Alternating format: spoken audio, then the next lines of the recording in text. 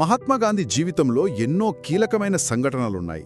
ఈరోజు మనం ఆయన లాయర్గా రాజ్కోట్లో ప్రాక్టీస్ మొదలుపెట్టిన తొలి రోజుల్లో జరిగిన ఒక ముఖ్యమైన విషయం గురించి మాట్లాడుకుందాం. అవును. ఆయన ఆత్మకథ సత్యశోధనలో దీన్ని మొదటి ఆఘాతం అంటారు.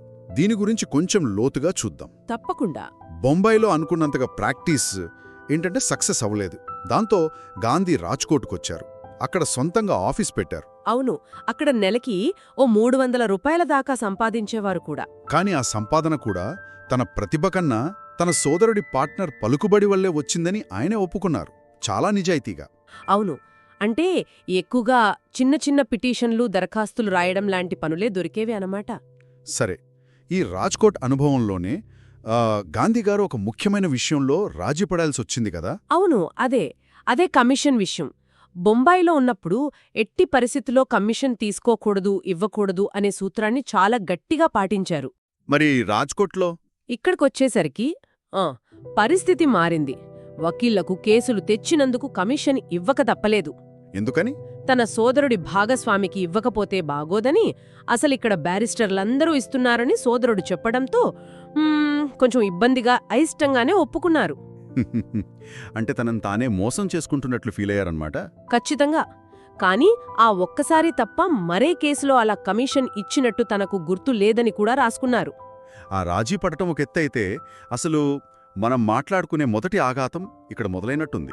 అవును, అదే సమయంలో ఆయన సోదరుడు ఒక చిక్కుల్లో పడ్డారు. ఏమైంది?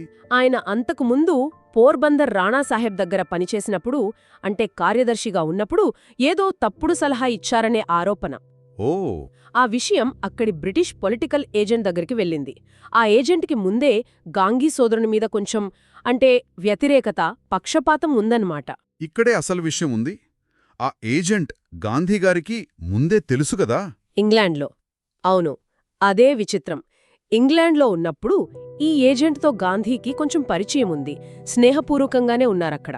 దాన్ని వాడుకోమని సోదరుడు అడిగారా? అడిగారు. నీకు పరిచయం ఉంది కదా, వెళ్ళి నా గురించి 4 మంచి మాటలు చెప్పు, ఆ అధికారిలో ఉన్న పక్షపాతం పోతుంది అని సోదరుడు కోరాడు. ఇది గాంధీగారికి అస్సలు నచ్చలేదు కదా. తన సిద్ధాంతాలకు వ్యతిరేకమనిపించింది. ఖచ్చితంగా. ఆ చిన్న పరిచయాన్ని ఇలా వాడుకోవడం ఏమాత్రం ఇష్టం లేదాయనకి. అలా వెళ్లకూడదు, మీ అన్నయ్య తప్పు చేయకపోతే మనం సరైన పద్ధతిలో అప్లికేషన్ పెట్టుకుందామని చెప్పారు. కాని సోదరుడు వినలేదా? వినలేదు. నీకీ కథియావాడ్ గురించి తెలియదు, ఇక్కడ పలుకుబడి లేనిదే పనులు జరగవు అని గట్టిగా పట్టుబట్టారు. ఆ ఒత్తిడికి లొంగి వెళ్లారా? అవును, చాలా అయిష్టంగా. తన ఆత్మగౌరవాన్ని ఎక్కడో తాకట్టు పెడుతున్నాననే బాధతోనే వెళ్లారు. వెళ్ళగాకేమైంది? అధికారి ఎలా స్పందించారు? వెళ్లగానే తెలిసిపోయింది. ఇంగ్లాండ్లో స్నేహంగా మాట్లాడిన మనిషి వేరు, ఇక్కడ కథియావాడ్లో అధికార హోదాలో ఉన్న మనిషి వేరు అని. అంటే? గుర్తుపట్టాడు. పరిచయాన్ని ఒప్పుకున్నాడుగాని ముఖం వెంటనే కఠినంగా మారిపోయింది. గాంధీగారు వాళ్ల అన్నయ్య విషయం ప్రస్తావించగానే ఆ అధికారి చాలా అసహనంగా, ఏమన్నారు? మీ సోదరుడు ఒక కుట్రదారుడు, అతని గురించి నేనేమీ వినదల్చుకోలేదు, ఏదైనా ఉంటే సరైన పద్ధతిలో దరఖాస్తు చేసుకోమనండి అని ముఖం మీదే చెప్పేశాడు. అమ్మో! అంతటితో ఆగలేదు. ఇంకా ఏమైంది? గాంధీగారు ఏదో చెప్పబోయారు కదా. అవును, గాంధీగారు ఇంకా ఏదో చెప్పబోతుంటే అధికారి టక్కున లేచి నిలబడి, సరే మీరు వెళ్ళొచ్చు అన్నాడు. అంటే పొమ్మన్నారా? అంతే.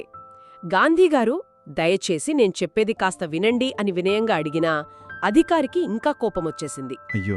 వెంటనే ప్యూన్ని పిలిచి ఈయన్ని బయటికి పంపించు అని ఆర్డర్ వేశాడు. ఏంటి? ప్యూన్తో బయటికి పంపించమని చెప్పాడా? అవును. గాంధీగారు ఇంకా అక్కడే తటపటాయిస్తుంటే ఆ ప్యూనొచ్చి ఆయన భుజాలమీద చెయ్యి వేసి గది బయటకు నెట్టేశాడు.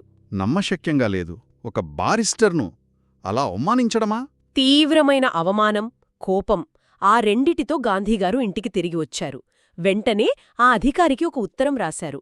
ఏం రాశారు? మీరు నన్ను అవమానించారు, మీ ప్యూన్ నన్ను భౌతికంగా బయటకు నెట్టాడు, మీరు క్షమాపణ చెప్పాలి, లేకపోతే మీమీద చర్యలు తీసుకోవలసి వస్తుంది అని ఘాటుగా రాశారు. దానికి జవాబు వచ్చిందా? వెంటనే వచ్చింది. కాని ఆ జవాబు ఇంకా పొగరుగా ఉంది. మీరే నాతో అమర్యాదగా ప్రవర్తించారు, వెళ్లమంటే వెళ్లలేదు, అందుకే ప్యూన్తో బయటకు పంపించాల్సి వచ్చింది, మీకు నచ్చిన చర్యలు తీసుకోండి అని రాశాడు. అప్పుడు గాంధీగారు ఏం చేశారు? ఏం చెయ్యాలో తోచలేదు. చాలా నిరాశ చెందారు. అప్పుడే ఆ సమయంలో రాజ్కోట్లో ఉన్న సర్ ఫిరోజ్ షా మెహతా అనే చాలా పెద్ద ప్రముఖ న్యాయవాది సలహా తీసుకున్నారు. మెహతా గారు ఏం సలహా ఇచ్చారు? అది చాలా కఠినంగా అనిపించిందట కదా గాంధీగారికి. కఠినం అంటే విషంలా అనిపించిందని గాంధీగారే రాసుకున్నారు. మెహతా గారు చాలా ప్రాక్టికల్గా చెప్పారు. ఏమని? చూడండి గాంధీ, ఇలాంటివి చాలామంది లాయర్లకు, బ్యారిస్టర్లకు జరుగుతూనే ఉంటాయి. మీరు ఇంగ్లాండ్ నుంచి కొత్తగా వచ్చారు, ఇంకా ఉడుకు రక్తం. ఈ బ్రిటిష్ అధికారుల తీరు మీకు తెలియదు. ఇక్కడ మీరు సంపాదించుకోవాలి, నిలదొక్కుకోవాలి అనుకుంటే ఈ అవమానాన్ని దిగమింగేయండి, ఆ లెటర్ను చింపేయండి. అధికారి మీద చర్యలు తీసుకుంటానంటే ఏమీ లాభం ఉండదు, పైగా మీకే నష్టమొస్తుంది. అంటే పోరాడవద్దని, సర్దుకు పొమ్మని చెప్పారన్నమాట. అవును. ఆ సలహా గాంధీగారికి మింగుడు పడలేదు కాని ఆచరణలో అదే కరెక్ట్ అనిపించిందో ఏమో, ఆ సలహా పాటించారు, అవమానాన్ని భరించారు. కాని దాన్నుంచి ఒక గట్టి గుణపాఠం నేర్చుకున్నారు. ఖచ్చితంగా అదే అతి ముఖ్యం. మళ్ళీ ఎప్పుడూ నన్ను నేను ఇలాంటి తప్పుడు పరిస్థితిలో, అంటే ఒకరి కోసం ఇలా సిఫారసు చేసే స్థితిలో ఉంచుకోకూడదు, స్నేహాన్ని, పరిచయాన్ని ఇలాంటి వాటికోసం వాడుకోకూడదు అని గట్టిగా నిర్ణయించుకున్నారు. ఈ మొదటి ఆఘాతం తన జీవిత గమనాన్నే మార్చేసిందని కూడా ఆయనే అన్నారు.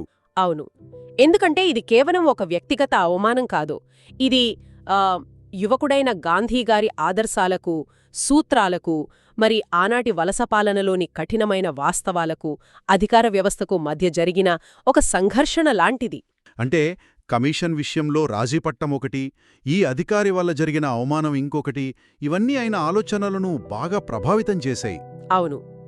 ఈ అనుభవాలు, ముఖ్యంగా ఈ అవమానం, భవిష్యత్తులో ఆయన అన్యాయాన్ని, అధికార దుర్వినియోగాన్ని ఎదుర్కొనే పద్ధతులపై, అంటే సత్యాగ్రహం లాంటి ఆలోచనల పునాదిపై ఎంతో కొంత ప్రభావం చూపించే ఉంటాయి. ఇది ఒక రకంగా చెప్పాలంటే వ్యవస్థాగత అన్యాయం ఎలా ఉంటుందో ఆయనకు తగిలిన మొదటి దెబ్బ. నిజమే. మనందరి జీవితాల్లో కూడా ఇలాంటివి జరుగుతూ ఉంటాయి కదా. సూత్రాలకు కట్టుబడాలా లేక ప్రాక్టికల్గా ఉండాలా అనే సంఘర్షణ, ముఖ్యంగా బలమైన అధికార వ్యవస్థలతో వ్యవహరించేటప్పుడు. అవును. కాబట్టి ఈ మొదటి ఆఘాతం గాంధీగారికి కేవలం ఒక చేదు అనుభవాన్ని మిగల్చడమే కాదు, సంక్లిష్టమైన ఈ ప్రపంచంలో నైతికంగా ఎలా నిలబడాలి, ఎక్కడ రాజీపడాలి, ఎక్కడ పడకూడదు అనే దానిపై ఒక లోతైన గుణపాఠం నేర్పింది. నిజమే. ఆలోచించాల్సిన విషయమేంటంటే, ఇలాంటి తొలి ఎదురుదెబ్బలు ఒక వ్యక్తి యొక్క నైతిక బలాన్ని, దృక్పథాన్ని ఎంత బలంగా తీర్చిదిద్దుతాయో.